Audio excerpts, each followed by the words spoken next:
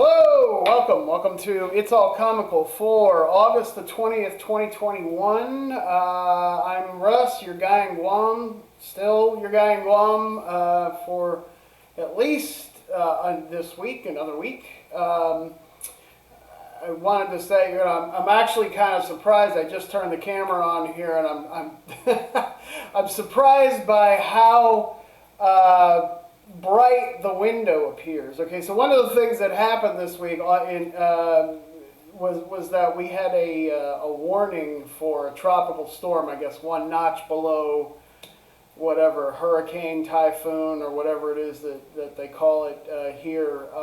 But it was supposed to be a very, very significant storm, as in, like, the local bases were placed on some, military designation of readiness, and part of which the idea would be that all of the houses here again are built out of durable materials according to tropical storm weather specifications, which include storm shutters as standard equipment to everything. And so, like, this window is, the shutters are closed with a metal bar that's been drilled into place, and then, and I'm, as I sort of am, I guess whenever, I don't know, it just feels to me like people live in a permanent state of panic. So and I just noticed this. So this is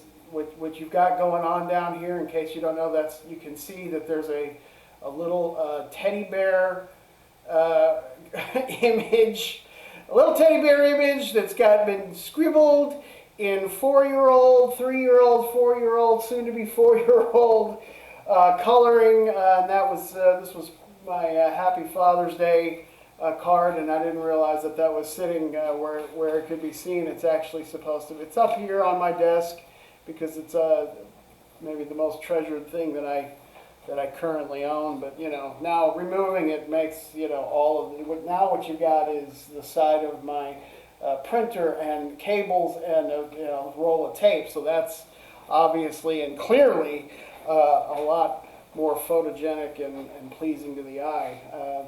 So sorry, I got distracted obviously by the by the image there. So yeah,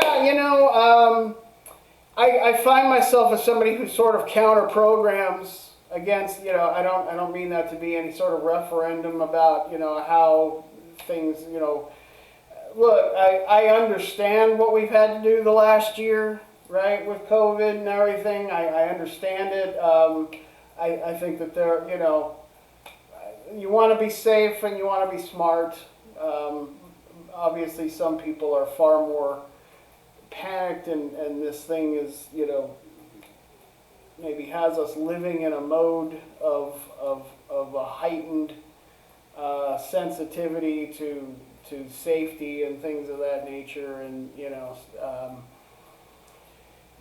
don't know. I guess the only thing that I'm not, look, I'm not any kind of a conspiracy nut or anything along those lines, and certainly, again, standard precautions for things, certainly, definitely from it's better to be safe than sorry mode of thinking. It's all understandable and probably wise at the end of the day. But I had a high level of skepticism about this storm system situation, and certainly, I think statistically not panicking proves to be the way to go in life over panicking. But I realize I'm a little bit of an odd bird, I guess, when it comes to that mode of thinking. I feel like I just don't want to live my life in fear, and I would, prefer to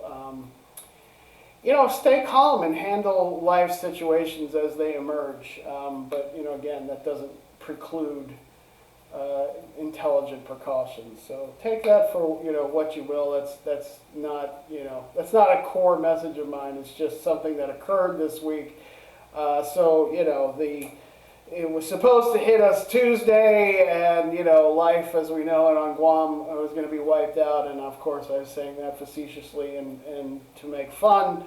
But we had some heavy rain Tuesday. Well, I mean, it's been a rainy week a little bit, but really up until they had the everybody shit your pants level.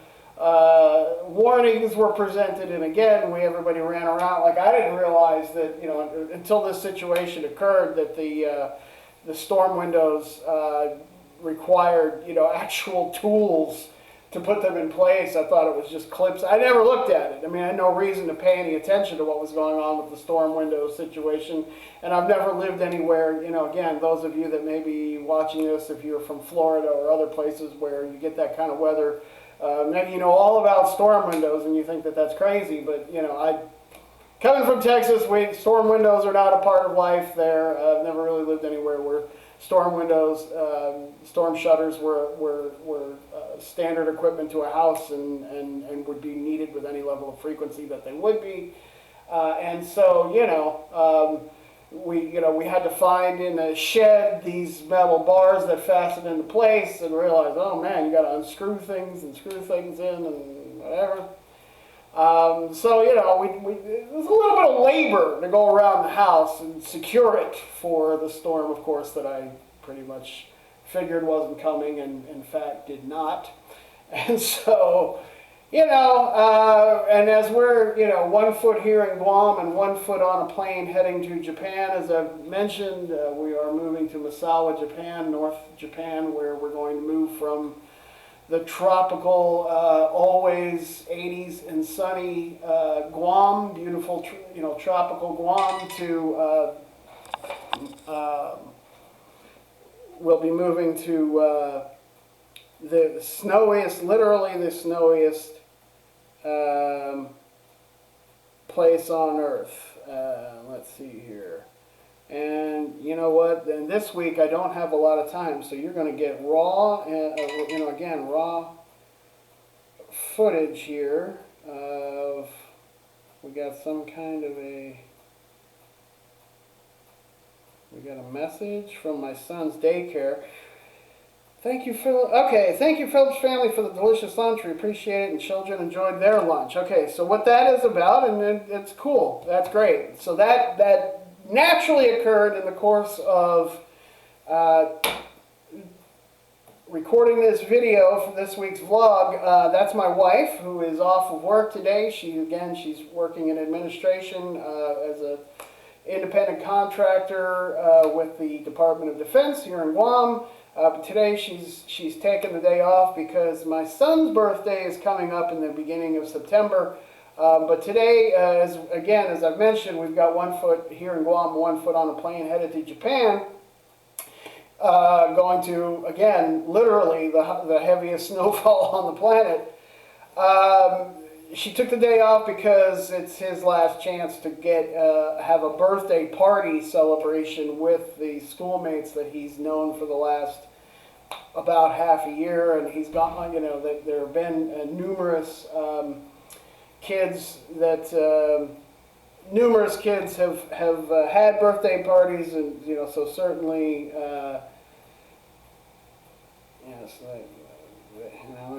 I'm saying the daycare sends their thanks for the party, right? So we went to McDonald's. We got Happy Meals for a lot of little kids. We had a cookie cake, and my son, if you don't have a child, you probably don't know who Blippi is. B-L-I-P-P-I.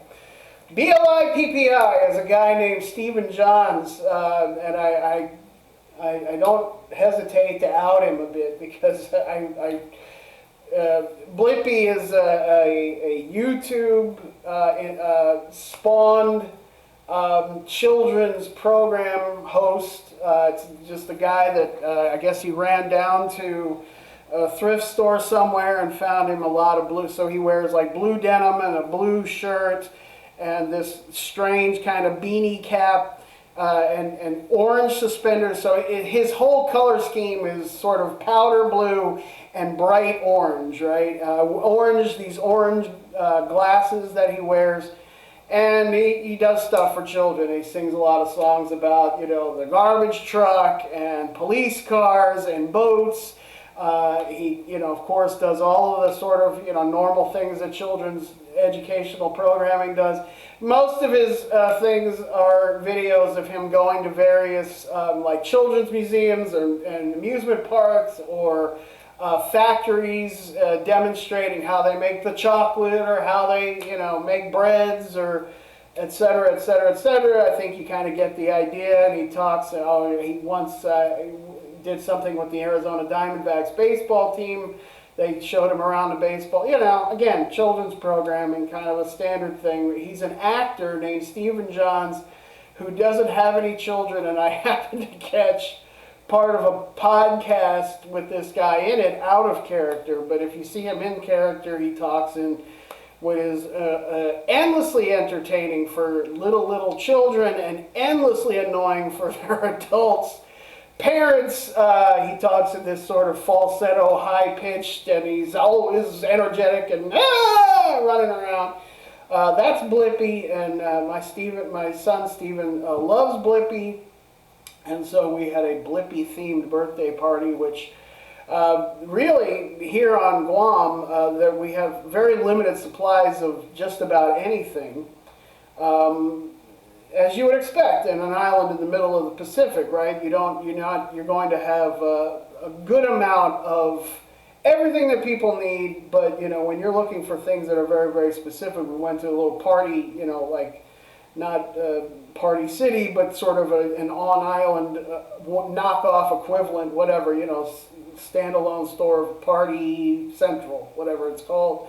And, the lady there had, while they had, of course, Paw Patrol and, a lot of things that were themed, they didn't have anything that was specific to Blippi. And, of course, Blippi has, at this point, he's kind of graduated from being exclusively YouTube to, his shows, his videos have been, put together in a packaged show format, and, now he's sort of legitimately streamed on whatever streaming services, so more than just his own video channel.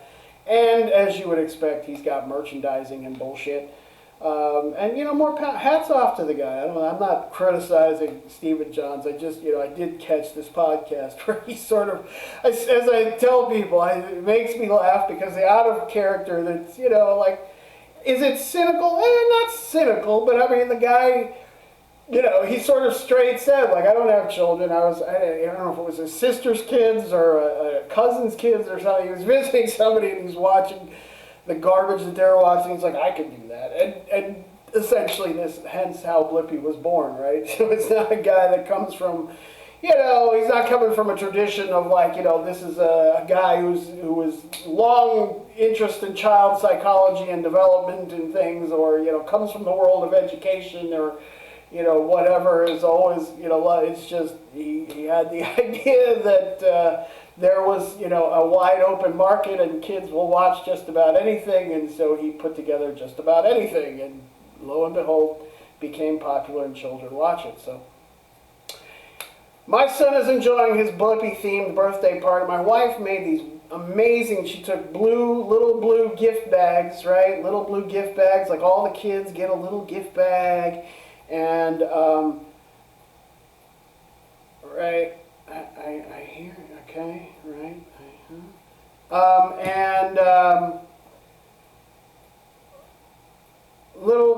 and then she put in a ton of effort. Hats off to my wife. She gets Mom of the Year award. I mean that, a little bit humorously, but really with a great deal of sincerity. She put a lot of work into creating. She took this a very bright orange shopping bag that was like a cloth shopping bag, and cut them up and created little, because Blippi also wears a little orange bow tie with his suspenders, and she put these little strips down the bags with a little bow tie on it. So every little blue bag that these kids are going to get looks like Blippi's shirt and tie. and we got a blue and orange decorated cookie cake for the kids. And Steven's got, he's got Blippi clothing, so he gets to dress as Blippi, and he's going to be he is and is going to be throughout the day in seventh heaven. It also turns out that again, I always publish these on Friday. It's Friday night. As a family, we go to the mall. So I mean, it's Stephen Day here in Guam. We are celebrating him, and he's having the time of his life, of his young life for sure today.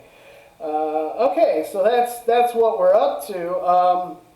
And as I say, we're clearly sort of in a hairy countdown to Japan. We don't have the exact date yet, but it's coming up in the next probably 2 weeks or like week and a half. Will be, and this my computer setup with my camera here. I don't do this on a laptop. I have a laptop that I will be continuing to be able to do some amount of writing and be online and do sort of some bare minimum stuff. But I really, I've got my screenwriter specific software, and I even have a software specific to writing comic book scripts that I've been drafting up the script for, again, my graphic novel that I'm working on with my partner Bill Morrison in the UK. Bill's been knocking it out of the ballpark this week. He's been sending me images. He's sort of been reading through the script that I've been writing up for the graphic novel, and he's really reaching into his grab bag of influences, and he's developing a visual style that he feels is better suited for the material that we're, he's bringing things along, developing, and it's looking fantastic. I can't wait to release our initial release will be our ongoing anthology comic book called Nocturnity Blue. He's turning some of my older short screenplays adapting those into comics. And then, of course, we've got the graphic novel Windy City coming. Again, it's looking amazing. So I'm super, super excited about what Bill's doing and that work. And then again, I'm also kind of balancing that out with screenplays, and I'm developing a novel from a screenplay that I've previously written.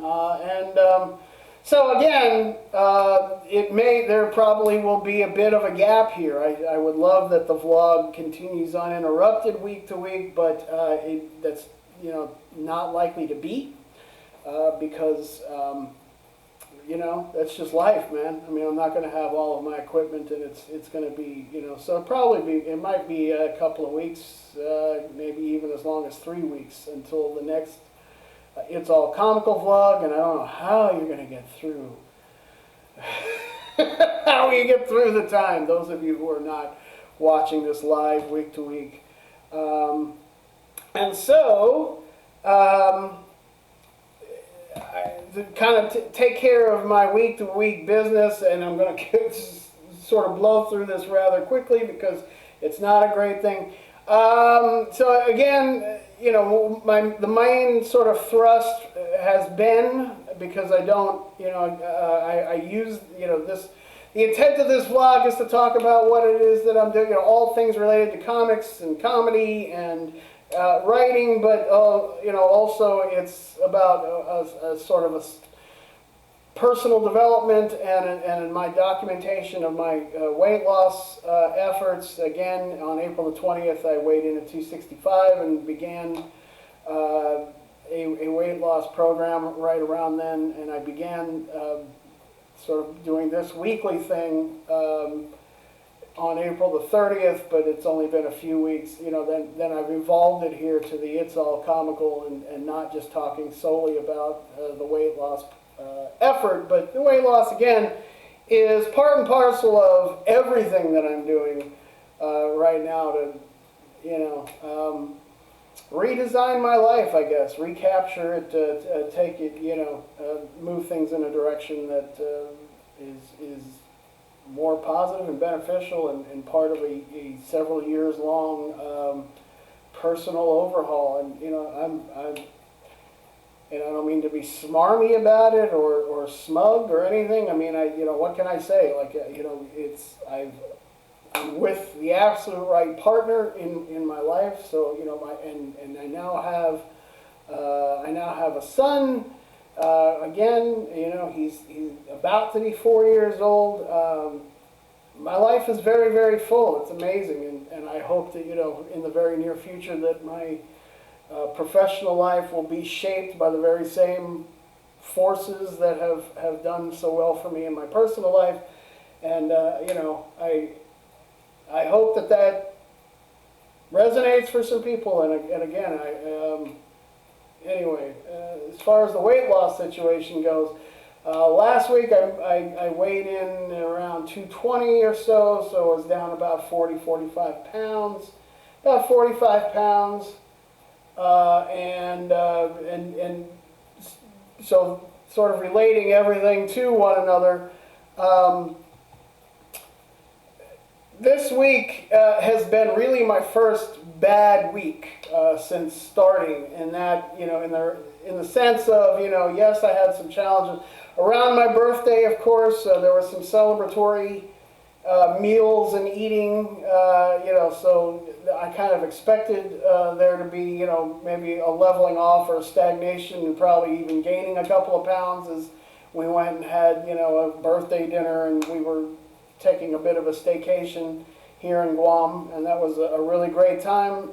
Absolutely no regrets. And then I did resume my weight loss effort from there, and got things down another 10 pounds or more since the beginning of July. So, right in that sort of healthy £1.5 to 2 pound range for the last, several weeks or whatever it's been.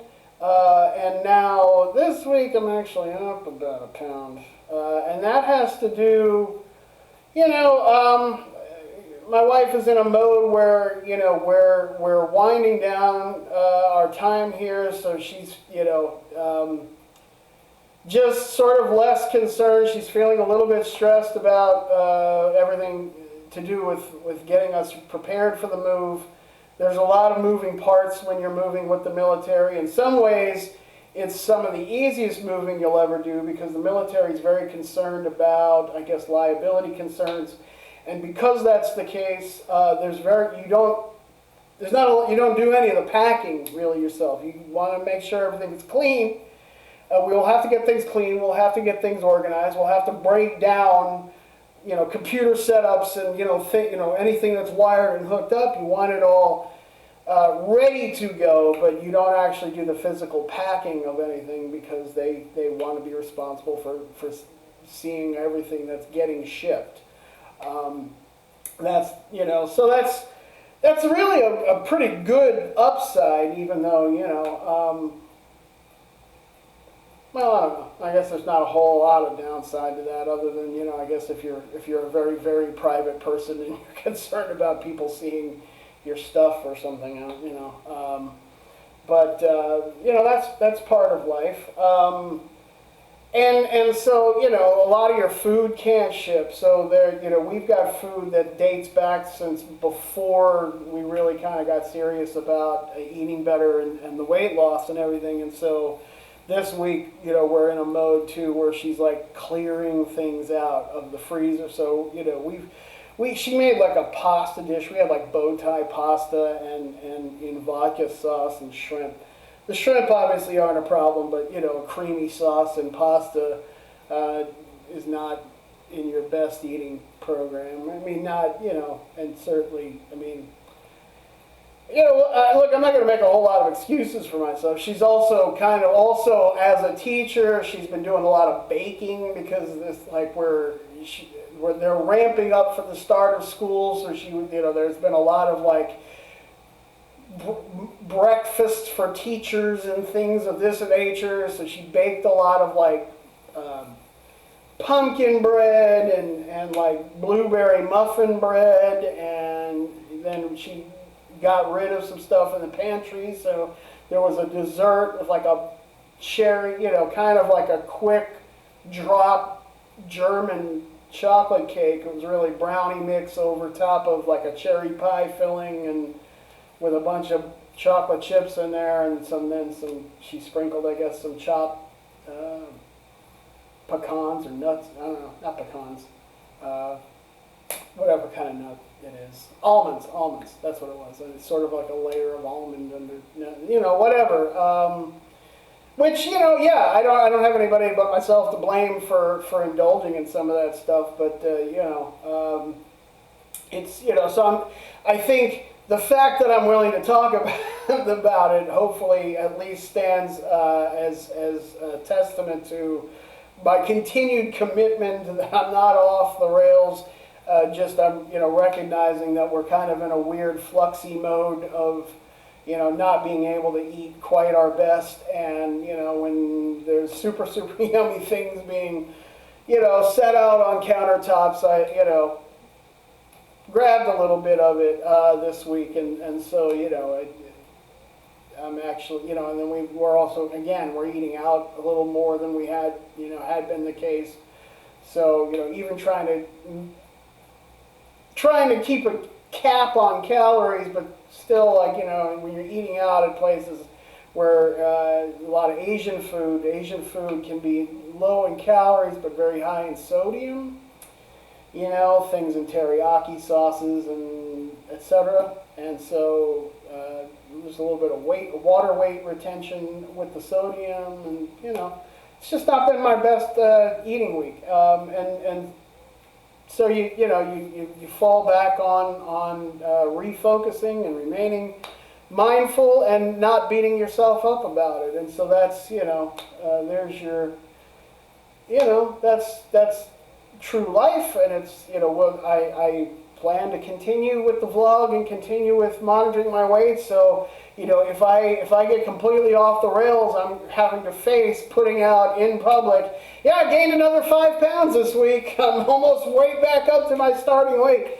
That's not going to happen. That's not going to happen. This is a permanent life change, and I just again, we're sort of having to, it's a little bump in the road that believe me, I wouldn't say that we had a fight. We just had we had a firm discussion in in the car that got, I wouldn't say heated. It's just, she's, letting me know, like, look, this is what I'm like. I understand. This is what's going on right now. Once we get settled in Japan and we're really back in control of stocking the fridge week to week and meal planning and everything, that I certainly hope that we'll get back to having, less calorie dense foods, and certainly we'll be eating out a lot less than we have been in the last week or so, 2 weeks or so.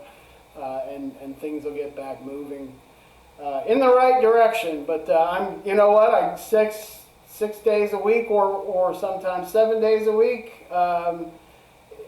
I'm still getting in a lot of good exercise and movement. So I mean, I'm remaining very, very. I'm not at all like just letting things go. Not at all. I 16/8. Fast every day. I'm not eating a breakfast in particular. I eat, in an 8-hour window between noon and 8 in the evening, and again, and I'm getting in at least 60 to 90 minutes of activity a day, and so believe me, I'm very just conscious and hyper aware of making sure that I get back on track as soon as humanly possible, because I have a good long way to go. At 220, I'm still, I believe, clinically considered morbidly obese, and it's not a place where I want to be. And my blood pressure, I suppose, may be slightly trending in the right direction, but I've got a long way to go before I can reasonably expect to get either that or my A1C blood sugar into like normal and managed ranges. So again, I'm very, very committed. Just again, an off week as far as having to manage life circumstances. What else can we say there? So I'm going to about wrap it up and call it about there. I think I've covered everything that I might have thought to cover. Again, keep in touch with the vlog, or expect me in the next. Certainly by. Well, I don't know. I really don't know how long I'm going to be without my equipment. Maybe I might have to work things out, or I might even think about. I'm very much a creature of habit, and I realize that probably those of you who are really technically adept would be screaming at me that there are 101 ways that I can create videos and post them online from week to week. This is just easy, man. That's it, right? So I just know I easily know what I'm doing with my full tower computer setup, rather than I don't even know. I'm trying to think if the laptop that I have may not even, because it's like a Google Chromebook, right? It's not like even a full laptop. Chromebook, if those of you who don't know, it requires internet in order to work like it all, and it's kind of a Mickey Mouse laptop. My wife bought it last year, almost exactly a year ago, just so we had some sort of computer, some way to connect to the internet and remain in touch and do the things that we absolutely needed to do, checking emails, etc. And it was, it's a relatively inexpensive option for doing that, and I really made a lot of use of it while we were sort of getting ourselves established here in Guam, and it's going to perform a very similar function, and it's gotten a lot of use really over the last year because it is a laptop, because it's as portable as it is, and it will continue to serve that same kind of function during this move. So we're getting super excited about the imminent move to Japan, and I'm going to be moving from your guy in Guam to your Joker in Japan, and so be looking forward to that. And I thank you very much for watching me, indulging my nonsense. Again, this thing will continue to evolve, and at some point down the line, as I'm sure I will start editing things, or putting in cool, amazing graphics and stuff, and really learn this a lot better. This is an early, again, the zygote version of the It's All Comical, as I'm kind of just getting started with it all. I appreciate you watching me, indulging my nonsense. Please like and subscribe, share, erect a shrine in its honor, and all of that shit. And but I do very much appreciate you watching me. And until maybe I'll be still up and running and be able to do another vlog next week. If I don't, if I do, have a great week. If I don't, then you have a great month. You have a great period of time until I see you next time. Until I see you next time, you have a great life.